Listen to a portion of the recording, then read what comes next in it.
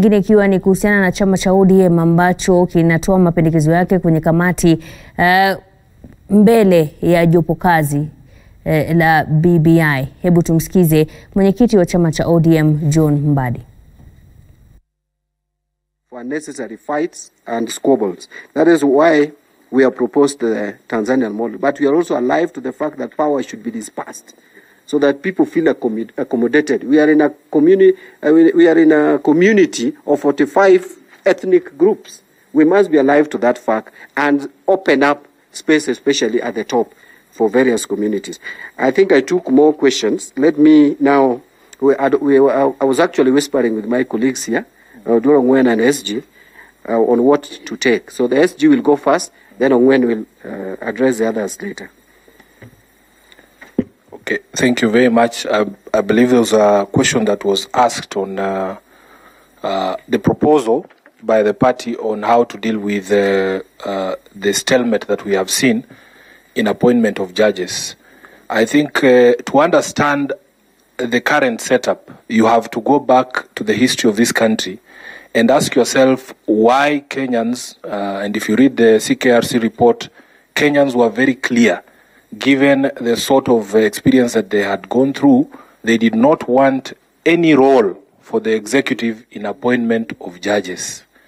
I believe there was a middle ground that was struck to maintain or retain a ceremonial role for the president, just out of deference to the fact that he is head of state in the appointment of judges. Now, we are in a position where even that ceremonial role has proved, controversial, and it's causing all sorts of problems. Right now, there are judges who are properly taken through the appointment process by the JSC, but the president has simply refused to, appoint them. So because we are a party that tries to think about solutions for problems that are real, we have seen that even in the legislative process, the representatives of the people have deference to the president when it comes to passing legislation that, although some will criticize and say that it is subject to abuse, without taking away the independence of the judiciary that people wanted, it is possible for us to have a mechanism that is self-executing, that will ensure that whenever there is such a squabble, we don't get stuck the way we are stuck. What we were thinking of is that the president, once he receives the names from the JSC, if he has any reservations, and some of us think because he has enough representatives on the JSC, from the Attorney General to the Head of Public Service to the 2 members of the public that he appoints, essentially, if he has any reservations about people, at the first instance when the names are published of the people who have applied, you would expect that through the people that are his direct appointees, he would channel those reservations to the JSC. But it has not happened. So what do? Without taking away the independence of the judiciary, we can provide for a mechanism where he can write a memorandum the way that he writes memorandum on bills before that have emanated from the House. And the JSC, you cannot then force the JSC to take the views of the president, because that will be taking away the independence.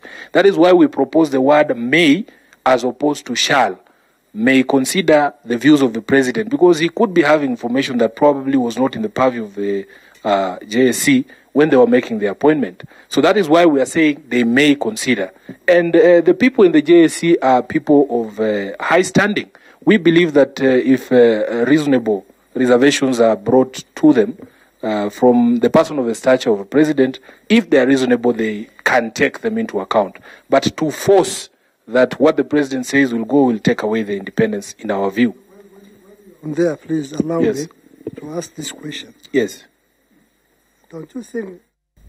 Naam, kikao hicho kikiendelea, tunazidi tu kuangazia masuala ya BBI, lakini kwa sasa tuelekee katika maeneo ya kati ambapo magavana kadhaa kutoka eneo la kati leo wanafanya kikao cha mapema kujadili mchakato wa BBI kabla ya mkutano wa umma utakaofanyika Meru weekend hii. Mwanahabari wetu Martin Munene anafuatilia yanayotarajiwa kujadiliwa.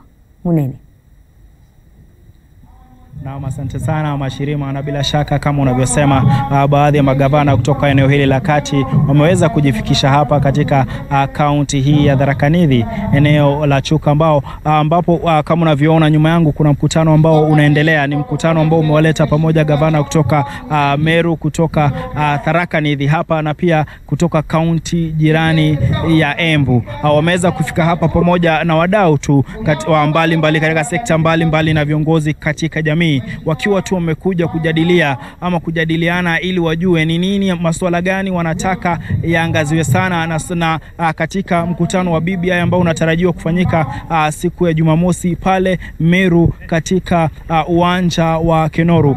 Masuala ambao wanataka sana yaangaziwe ni masuala ya uwakilishaji. Wanataka kila Mkenya ama kila mtu kutoka eneo hili awe na sauti sawa na Wakenya wengine. Wanasema ni one man, one vote, one shilling, ikimaanisha kwamba pia katika ugawi wa rasilimali ya Kenya basi wangetaka kila Mkenya aweze kupata shilingi sawa. Pia vile vile wanasema kwamba wangetaka maeneo bunge yaweze kuongezwa katika maeneo haya, na pia vile vile kwa masuala ya biashara, kwa mfano vile ukulima wa mimea kama miraa, pia majani chai na kadhalika yaweze kuangaziwa. Kufikia sasa gavana wa Tharaka Nithi Muthomi Njoke yuko hapa, Martin Wambora yuko hapa pia vile vile tumearifiwa kwamba anayetarajiwa kufika wakati wote ni gavana Kiraito Murungi, lakini tumeweza kuona watu ambao wanawakilisha kaunti hizo tatu tayari wakiwa wamesimama hapa na kuweza kuanza kutoa maoni yao.